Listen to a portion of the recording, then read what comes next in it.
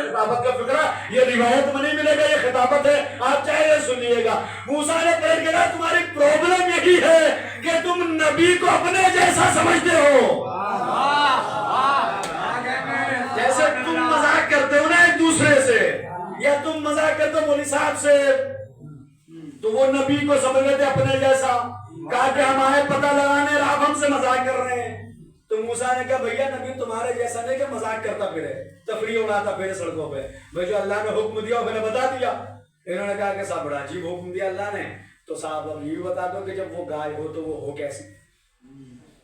معصوم نے فرمایا انہوں نے کٹ حجتیاں کی تو اللہ نے علامتیں بتائیں، اگر وہ کٹ حجتی نہ کرتے کوئی سا بھی جانور لا کے ذبح کر دیتے تو اللہ اس میں اتنی تاثیر دیتا کہ اس کے ذریعے سے مقتول زندہ ہو کے قاتل کا پتہ بتا دیتا، یہ ہوتا۔ انہوں نے کٹ حجت ہے کہ اللہ نے سورہ مبارکہ بقرہ میں ساری آپ کو ایک ایک لفظ کی ذمہ داری آپ کو قرآن میں مل جائے گا۔ انہوں نے آگے کہا اور رب صاحب کیسی ہو کہ نہ بوڑھی ہو نہ جوان ہو نہ سواری کی گئی ہو نہ دودھ دہا گیا ہو نہ کھیتی کی گئی ہو، صاحب اس طرح کی ہو لے کے آئیے، رنگ کیسا ہو اس کا؟ تو کہا رنگ ایسا ہو تسر الناظرین، دیکھنے والے خوش ہو جائے، اور باس صاحب کیا رنگ ہے، کتنی خوش رنگ گائے ہے، ایسی لے کے آئیے۔ اب یہ ڈھونڈنے لگے اسے، کیونکہ انہیں قاتل کا پتہ لگانا ہے کہ قتل کرنے والا تھا کون۔ ڈھونڈ رہے ہیں صاحب، کہیں نہیں مل رہی ہے، بھول گئے ہیں، یاد ہے بیٹے نے باپ کی اطاعت کی تو باپ نے ہدیے میں گائے دی اور کہا اللہ تجھے اتنی برکت دے تیری نسلوں کو کافی ہو جائے۔ اب دیکھیں اللہ باپ کی دعا پوری کرنے کا انتظام کیسے کر رہا ہے کہ انہوں نے کٹ حجتیں کی، اللہ نے علامتیں بتائی، قدرت تو دیکھ رہی تھی نا کہ مجھے علامتیں بتانی کون سی ہے۔ ذرا سا اور اگر سردی نہیں لگ رہی ہے میں کہہ رہا ہوں ہاتھ نہ نکالیے آپ، لیکن زبان سے سبحان اللہ کہہ دیجیے گا۔ ہاتھ جس کے یہاں پر ہے جیکٹ میں رکھیے، چادر میں ٹھنڈ بہت ہے اسے مت نکالیے، لیکن زبان سے سبحان اللہ کہتے ہوئے یہ کافی ہوگا۔ دیکھیں اللہ کو تو قدرت تو دیکھ رہی تھی کہ مجھے انہیں نشانیاں کون کون سی بتانی ہے، تو اللہ نے وہی نشانیاں بتائی، انہوں نے فہرست مرتب کر لی، اور دیکھتے ہیں جانور نشانیاں دیکھتے ہیں اس میں نہیں ملتی ہے پھر آگے بڑھ جاتے ہیں، تلاش کرتے کرتے اسی جوان تک پہنچ گئے جس کے باپ نے اپنے بیٹے کو گائے تحفے میں دی اپنی اطاعت کے بدلے میں۔ انہوں نے گائے کو دے کر فہرست دیکھی، یس یس یس یس یس یس یس، جتنی علامتیں اللہ نے بتائی تھی سب پہ ٹک کا نشان لگ گیا۔ ہاں جی مل گئی جی، یہی ہے صاحب۔ کون ہے اس کے مالک کا؟ میں ہوں صاحب۔ وہ لڑکا آیا نکل کے، وہی تاجر، کہا بھیا یہ گائے ہمیں چاہیے۔ اس نے کہا بھیا بات ایسی ہے ابا کی آخری نشانی ہے، یہ نہیں دے پائیں، ابا کی نشانی ہے، ابا چلے گئے گائے دے گئے، یہ نہیں دے پائیں گے بھائی۔ انہوں نے کہا کہ بھائی موسیٰ کو تو مانتے ہو؟ کہا ہاں۔ کہا صاحب انہوں نے سارا کیس سارا بتایا اس کو، تو اس نے پلٹ کے کہا صاحب ٹھیک ہے لیکن ابا تو نہیں اماں تو ہے، تو اماں سے پوچھ لے تو دیں۔ گئے اماں کے پاس، ساری بات اماں کو بتائی کہ ایسے ایسی بات ہے، ابا جو ہمیں گائے دے کر گئے تھے اور وہ لوگ آ گئے اور ایسے ایسے مطلب قاتل کا پتہ لگانا ہے اور انہیں یہ چاہیے۔ حضرت موسیٰ نے کہا کہ ایسی گائے لے کر آؤ، یہ ہمارے پاس ملی، کیا کریں؟ اماں نے کہا ان سے کہہ دو گائے تو مل جائے گی لیکن قیمت لگے گی 200 درہم۔ انہوں نے آ کے ان سے کہا کہ بھیا تمہیں گائے چاہیے؟ کہا جی ہاں۔ کہ پیسے لگیں گے 200 درہم۔ انہوں نے کہا عجیب بات، آدمی یار 5 درہم کی گائے کے 200 مانگ رہے ہو، شرم نہیں آ رہی ہے؟ بھیا اماں کا حکم ہے 200 لگیں گے، دینا تو دو نہیں تو راستہ دو۔ یہ چلے گئے واپس، اتنی مہنگی نہیں خرید پائیں۔ حضرت موسیٰ کے پاس گئے، موسیٰ نے کہا لے آئے؟ کہا جی ملی نہیں، ایک جگہ ملی وہ 5 درہم کی تو 200 مانگ رہا ہے۔ موسیٰ نے کہا چاہیے تو وہی، پھر آئے، ٹھیک ہے بھیا ڈن، 200 لو دے دو، رک جاؤ اماں سے پوچھ لے تو بتائیں۔ اماں نے کہا ان سے کہو اس وقت ہی 200 درہم، اب لگیں گے 400۔ اب وقت ہی بہت کم ہے کہ میں آپ کو روایت بول جاؤں کہ 400 کے 800 ہو گئے، یعنی وہ انکار کرتے گئے یا قیمت بڑھتی چلی گئی، کیونکہ باپ نے دعا دی کہ برکت اتنی ہو کہ نسلوں کو کافی ہو جائے۔ موسیٰ پلٹا رہے تھے، جاؤ لے کر آؤ، اماں قیمت بڑھاتی چلی گئی۔ تمام تفاسیر سنی شیعہ مفسرین کہتے ہیں قیمت بڑھتے بڑھتے اتنی بڑھی کہ اس کو इसको ज़िबा करो, इसकी खाल में जितना सोना आ जाए।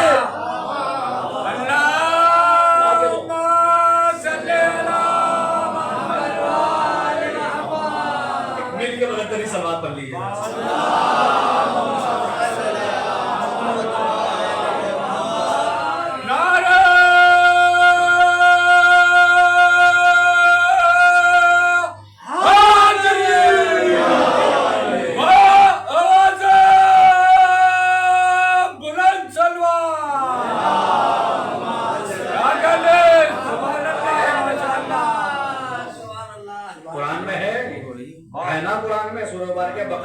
उसका नाम बकरा इसीलिए रखा गया कि वाकया उसके अंदर मौजूद है। एक लफ्ज मैंने कहा जिम्मेदारी है। सुन्नी उलमा मुफस्सिरीन सबने बात बयान की है कि साहब इतना सोना जो खाल में आ जाए।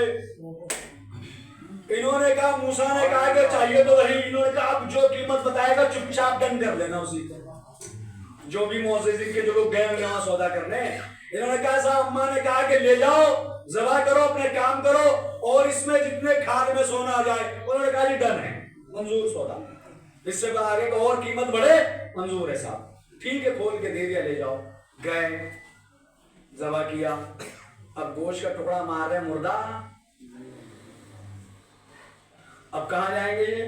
हजरत मूसा के पास, सरकार आपके कहने पर 5 दिरहम की गाय इतने महंगा सौदा खरीद के लाए ताकि कातिल का पता चल जाए, और ये सब करने के बाद तो सारा मामला खत्म हो गया। क्या हुआ? कहा वो मार रहे हैं गोश्त का टुकड़ा, मुर्दा नहीं उठ रहा है। मूसा ने क्या बताओ कीमत अदा की कि नहीं?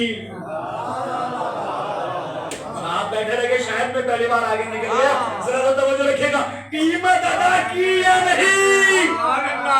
अभी उजरत अदा नहीं की, जब तक कीमत अदा ना करोगे किसी अमल की जज़ा ना मिलेगी। चाहे जितनी नमाजें पढ़ो, चाहे जितने रोजे रखो, खाने काबा में मर जाओ, कुरान ने उजरत बताई है मवद्दत अहले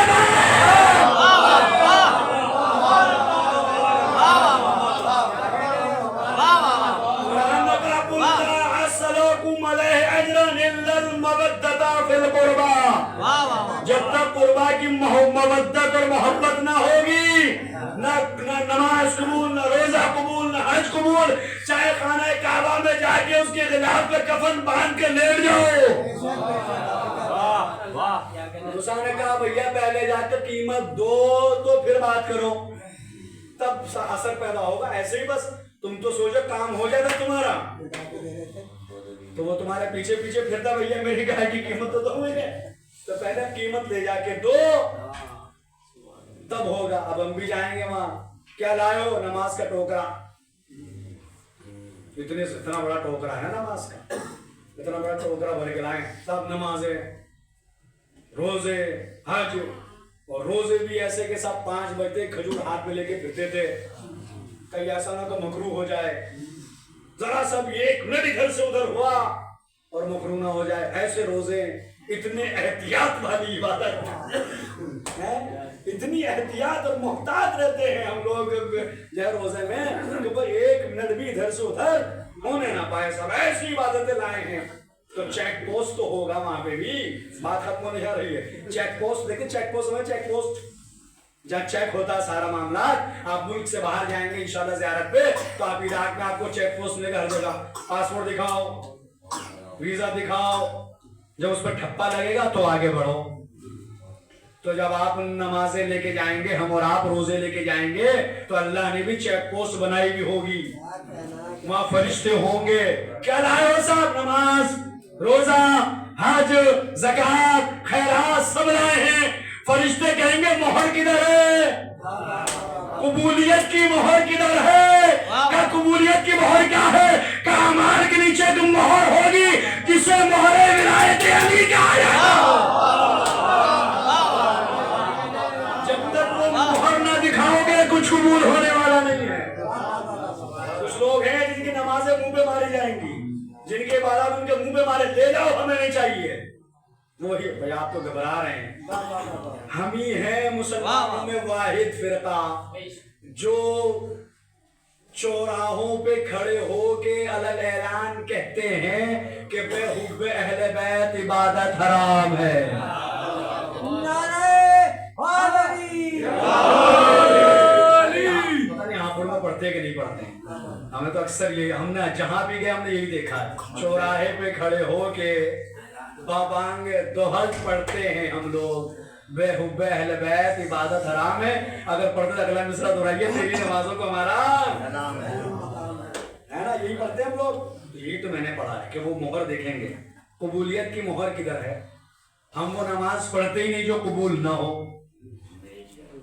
अब मुतवज्जह रहिएगा, तकलीफ खत्म हो गई है। हम वो नमाज पढ़ते ही नहीं जो कबूल ना हो। हम नहीं कहते पता नहीं कबूल हुई कि नहीं हुई, हमारी तो हुई। क्यों हुई? क्योंकि इमाम ने फरमाया अगर नमाज कबूल करवानी है तो मेरी दादी की तस्बीह तर्क ना करना। तो हम तो तस्बीह पढ़ते हैं तो नमाजें कबूल है। हम ऐसी नमाज पढ़े ही क्यों जो कबूल ना हो, हम ऐसा रोजा रखे ही क्यों जो कबूल ना हो। हमारा रोजा तो मकरू वकरू नहीं होता भैया, कबूल होता है।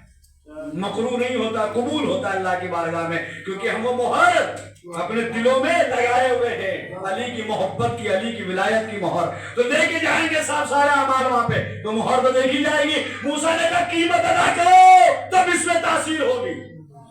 अब निकालो साहब खजाना वजाना जितना था निकाला गया, काल कोठरी से जितना भी था नीचे हांडी वांडी में रखा हुआ भरा गया, उसके खान को ले जाकर उस लड़के को दिया गया।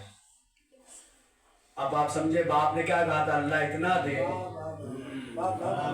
कि नस्लों को काफी हो जाए। तो बाप की दुआ में इतनी असर है कि मामूली शय को अल्लाह बेशकीमत बना देता है। अगर बाप दुआ दे दे तो मामूली शय भी कीमती बन जाती है। तो बाप अगर 10 रुपए दे निकाल के, ना सोचना इस जमाने में 10 रुपए दे रहे हैं, उनके अल्लाह उनमें इतनी बरकत दे दे क्योंकि वो बाप ने दिया है। और जब बाप ने दिए तो अल्लाह उसमें बरकत देगा। फिर वो हुआ, सारा मामला लाया गया, उसको मारा गया, वो खड़ा हुआ, उसने बताया कि ये जो शोर मचा रहा था यही है। फिर अल्लाह ने उसे उम्र भी दी है, वो जिया बाद में। वो सारी रिवायात आप तफसीलात कुरान में जाके देखिए, सूरह मुबारक बकरा में। तो ये है बाप की दुआ का असर औलाद के हक में। तो जब माँ की दुआ अल्लाह कबूल करता है कि बाप की दुआ कबूल ना करेगा, बाप की दुआ कबूल नहीं करेगा अल्लाह, क्योंकि कुरान ने तस्निया के सिगे इस्तेमाल किया, लहुमा रब्बिरहमुमा, दोनों का रखा अल्लाह ने, माँ भी बाप भी। इसलिए कि इंसान तकलीफ खत्म हो गई। इंसान जब दुनिया में आता है तो इन्हीं दो के वजूद का मोहताज होता है, माँ और बाप दोनों के। तो लिहाजा बाप की अजमत यही है कि अल्लाह उसकी दुआ कबूल करता है। कुछ नहीं कर सकता हमारे और आपके बाप जिनके मौजूद हैं, कुछ नहीं कर सकते, दुआ तो दे सकते, कुछ मत करो, दुआएं ले लो। लेकिन हमारे यहाँ पे चारपाई पे पटक दिया जाता है अब्बा को, आते जाते दुआ करते परवरदिगार इनकी मंजिल आसान कर दे। ये होता है क्यों? अरे भैया दवाइयाँ बड़ी महंगी पड़ रही है। अपने बच्चों को दिखाएंगे प्राइवेट हॉस्पिटल में, अब्बा को ले जाएंगे सरकारी। यही है हमारा आपका समाज, यही है, सोसाइटी यही है। अच्छा ये तो चैन है, मैं ना समझूं के साथ मैंने तो अपने अब्बा को दिखाया था सरकारी में और आज तो ले जाऊंगा प्राय 500 रुपए जिस डॉक्टर की फीस हो। चैन है, कल मैं भी बूढ़ा होऊंगा, यही बच्चा जिसे मैं 500 के डॉक्टर को दिखा रहा हूँ ये जवान होगा, बिल्कुल लेके जाएगा। बहना के औलाद ने बाप को ले जाके एक जगह पे फेंक दिया, तो पहले तो बाप रोया और फिर हंसा, तो बेटा पलट के आया हंसने पे और कहता है कि साहब वो रोना तो समझ में आ रहा है कि तुमने मुझे पाल पोस के जवान किया, बड़ा किया, मैंने तुम्हें लाके यहाँ पटक दिया, जिसे आज ओल्ड एज होम कहा जाता है, वृद्धाश्रम, पटक दिया। लेकिन हंसना समझ में नहीं आया। कब रोया तो इसीलिए तू समझ गया कि मैंने खून पसीना रात देखा ना दिन रात मेहनत मजदूरी करके तुझे पाल पोस के बड़ा किया, तो इसलिए रो रहा हूं। तो मेरे साथ हंस इसलिए रहा हूं कि तेरे भी तो बेटा है, जैसा आज तूने मेरे साथ किया है कल को तेरी औलाद। ये चैन है, सिलसिला है कि चलता चला, जो मैंने अपने बाप के साथ किया वही मेरी औलाद मेरे साथ करेगी। جب میں نے اپنے باپ کے ساتھ اچھا برتاؤ نہیں کیا تو میں کیسے امید کر لوں کہ میری اولاد میرے ساتھ اچھا برتاؤ کرے؟ میں نے اپنے ماں باپ کے ساتھ اچھا برتاؤ نہیں کیا تو میں اپنی اولاد سے امید کرتا ہوں تو ناجائز امید ہوگی نا. تو جائز ہی امید نہیں ہوئی کہ میں نے اپنے ماں باپ کے ساتھ مطلب برا برتاؤ کیا, میری اولاد میرے ساتھ اچھا برتاؤ کرے. ہم گھروں کے اندر ایک دوسرے کو بھائیوں کو گالیاں رکھیں اور بچوں سے امید کریں کہ بچے آپ جناب سے بات کریں, یہ کیسے ممکن ہے؟ مجھے خود بتائیے آپ. بھائی میں اپنے گھر میں اپنی بیوی کو گالیاں دیتا ہوں بچوں کے سامنے, ماں بہن کی, اور امید کر رہا ہوں کہ جو بچے ہیں وہ آپ جناب سے بات کریں, 4 لوگوں میں بیٹھے تو اچھی طرح سے بات کریں. کیسے؟ یہ کیسے ممکن ہے؟ اگر میں چاہتا ہوں کہ میری اولاد بات تہذیب ہو تو مجھے بھی تو بات تہذیب ہونا پڑے گا. جب میں بدتمیز اور بد تہذیب ہوں تو میری اولاد بھی تو بدتمیزی ہوگی. ہم لوگ چھوٹا سا بچہ ہوتا ہے اس کے ذہن میں نیگیٹو فکر پہلے ہی ڈال دیتے ہیں, خاص کر ہمارے گھر کی مائیں بنائیں, بتا ابا اچھے ہیں کہ اماں, پاپا اچھے ہیں, ڈیڈی اچھے ہیں, مما. اب وہ 2.5-3 سال کا بچہ, اس کے ذہن میں ابھی سے ڈال دیا گیا کہ ایک اچھا ہوتا ہے ایک برا ہوتا ہے. یہ طریقے تربیت ہے ہمارا جو ہم اپنی اولاد کو پال لیں. پھر ہم اس اولاد سے امید کریں گے جب یہ بڑا ہو جائے تو یہ ہماری اطاعت کرے. میں اکثر تقریر میں نے ختم کر دی, اکثر میں کہا کرتا ہوں کہ تربیت اولاد پہلے ہے, اطاعت والدین بعد میں. اطاعت والدین کا مسئلہ بعد میں آتا ہے, تربیت اولاد کا پہلے آتا ہے. اگر ہم یہ چاہتے ہیں کہ ہماری اولاد ہمارے بڑھاپے میں ہمارا سہارا بنے تو ہمیں اس کی تربیت بھی اسی طریقے سے کرنی پڑے گی کہ جیسے ائمہ نے ہمیں بتایا. ہم مذہب شیعہ کے ماننے والے ہیں, ہمارا مذہب سقیفہ کی بیٹھک کا نہیں ہے, غدیر کے میدان کا مذہب ہے. ہم علی کے مذہب کو فالو کرتے ہیں اور علی کے مذہب میں ناخن کاٹنے تک کا طریقہ بتایا گیا ہے.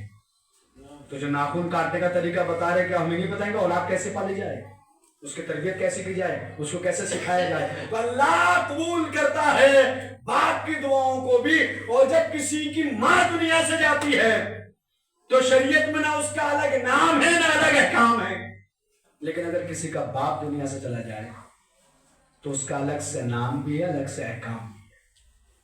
جس کا باپ دنیا سے جاتا ہے اسے دنیا پہ یتیم کہتی ہے. پھر اس کے احکام بیان کیے گئے. مولا کائنات کے وصیت نام اٹھا کے پڑھیے. ماہ مبارک رمضان میں علماء سناتے ہیں کہ مولا نے وصیت کی تھی, حسن و حسین میں تمہیں وصیت کرتا ہوں یتیموں کا خیال رکھنا. وہ جو پیالے والی آپ ویڈیو دیکھتے ہیں, پیالے والی بچی پیالہ لے کے آ رہی ہے دودھ کا, وہ بچی مسلمان ہے. آپ روایات میں دیکھیں وہ بچی مسلمان نہیں ہے, وہ بچی یہودی ہے. لیکن کوفے میں تمام یتیموں کو علی نے کہا تھا کبھی یہ مت کہنا کہ ہمارا باپ مر گیا جب تک علی زندہ ہے. کہنا کہ ہمارا باپ علی ہے بلا تفریق مذہب و ملت, نگاہ لینا کہ یہودی ہے کہ عیسائی ہے. اس طرح سے پرورش کی یتیموں کی. اب جس علی کو یتیموں کا اتنا خیال تھا, جب اس کی پوتی کربلا میں یتیم ہوئی تو یتیموں کے ساتھ یتیموں کے تماچے مارے جاتے ہیں, یتیموں کے گوشوارے چھینے جاتے ہیں. لیکن جب سکینہ یتیم ہوئی تو گوشوارے چھینے گئے, رخسار پہ تماچے مارے گئے. اور بچی ہر تماچے پہ کہتی تھی بابا آپ کے بعد احساس ہوا کہ یتیمی کسے کہا جاتا ہے. اللہ اکبر, اللہ اکبر. یہ ہے باپ کا مرتبہ جو بیان کیا گیا. جب بھی کوئی دنیا سے جاتا ہے تو اسے رویا جاتا ہے, اولاد آنسو بہاتی ہے, روتی ہے. لیکن جب بھی کسی کو رویا گیا تو مرنے کے بعد رویا گیا ہے, کسی کو زندہ نہیں رویا گیا. لیکن خدا کی قسم ارباب مقاتل نے لکھا کہ حسین جب خیمے سے رخصت ہوئے تو ایسے رخصت ہوئے جیسے بھرے گھر سے کوئی جنازہ رخصت ہوتا ہے. حسین کو حسین کی زندگی میں رویا گیا ہے. اللہ اکبر. حسین کو حسین کی حیات میں رویا گیا ہے. زیادہ مصائب مجھے بیان نہیں کرنا, ایک روایت ہے اس کے جملے ہیں, تقریر ختم ہو جائے گی. امام حسین سب کو بھی جس کو رویا گیا اس کے مرنے کے بعد رویا گیا ہے, لیکن حسین وہ ذات ہے جسے زندہ کو رویا گیا ہے, نہیں زندگی میں نہیں رویا گیا.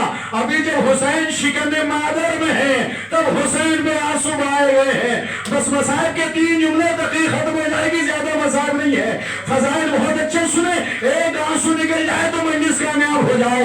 روایت صاحب تمدن ثاقبہ نے لکھا کہ ایک بار آنکھوں میں آنسو لیے ہوئے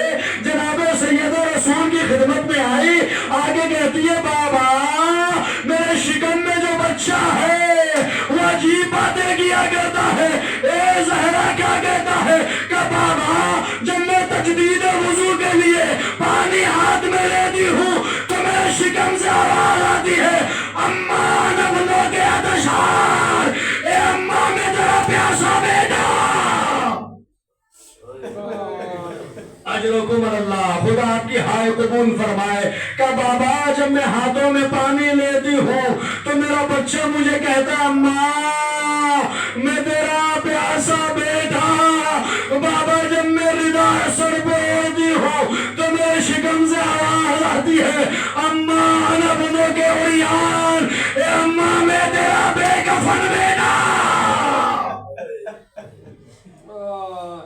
اجرکم اللہ۔ آخری فقرہ ہے تقریر کا، اور یہ مسائل میں نہیں پڑھ رہا، یہ ایک ماں نے پڑھے ہیں، یہ بی بی سیدہ نے پڑھے ہیں، اور رونے کی تمنا کسی ذاکر کی تمنا نہیں ہے، یہ بھی جناب سیدہ کی تمنا ہے کہ میرے لال پہ روئے گا کون؟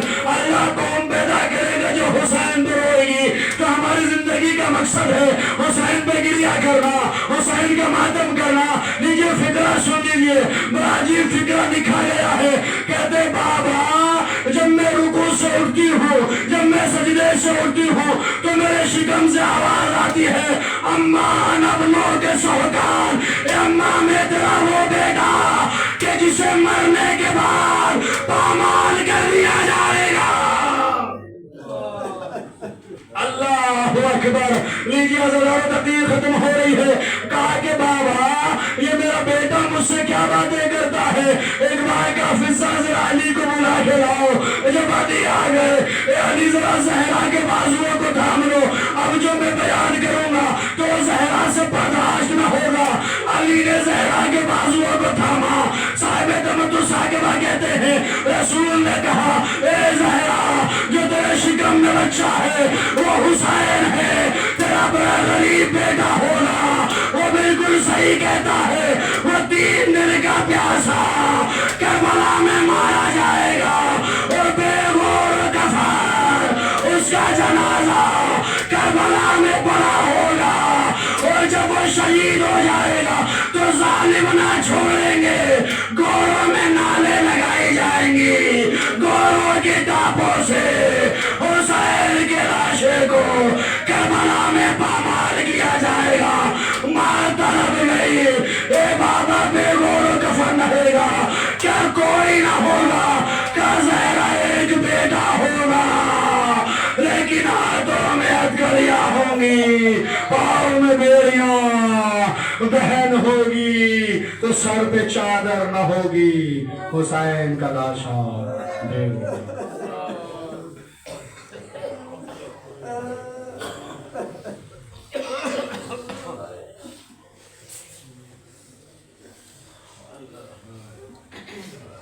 سيعلم الذين ظلموا أيام منقلب ينقلبون ألا لعنة الله على القوم الظالمين الله بحق زهرا وبيها وبعلها وبنيها۔ معبود جو واسطہ محمد و آل محمد کا ہماری اس عبادت کو اپنی بارگاہ میں قبول فرما۔ معبود ہمارے آنسوؤں کو رومال زہرا میں جگہ عنایت فرما۔ اس مرحوم کے سارے ثواب کی مجلس ہے، اس مجلس کے ثواب کو مرحوم کی روح کے لیے توش آخرت قرار فرما، مرحوم کی مغفرت فرما، مرحوم کو جوار معصومین میں جگہ عنایت فرما، مرحوم کے درجات کو بلند سے بلندتر فرما، جملہ مرحومین کی مغفرت فرما، ہم سب کو موت کے ذریعے عبرت حاصل کرنے کی توفیق عطا فرما، ہم سب کا خاتمہ بالخیر فرما، مقامات مقدسہ کی حفاظت فرما، خصوصاً بی بی زینب سلام علیہا، بی بی سکینہ سلام علیہا کے روزوں کی حفاظت فرما، ظالمین کو نست نابود فرما، مظلومین کی حمایت فرما، جملہ حاضرین تمام مومنات کے دلی حاجات کو پورا فرما، معبود ہم سب کو حج و زیارات سے مشرف فرما، پروردگار ہمارے ذکر کو ہماری اس عبادت کو اپنی بارگاہ میں قبول فرما۔ عظیم دعا یہی ہے ہمارے آخری امام حضرت ولی عصر کے ظہور میں تعجیل فرما، ہمیں ان کے مخلص صحابہ انصار میں شمار فرما۔ ربنا تقبل منا انکا انت السمیع العلیم۔ گزارش ایک مرتبہ سورہ الحمد 3 مرتبہ سورہ توحید کی تلاوت فرما کر مرحوم ماسٹر طاہر حسین ابن مرحوم کفایت حسین کے رکوع ساتھ فرمانا۔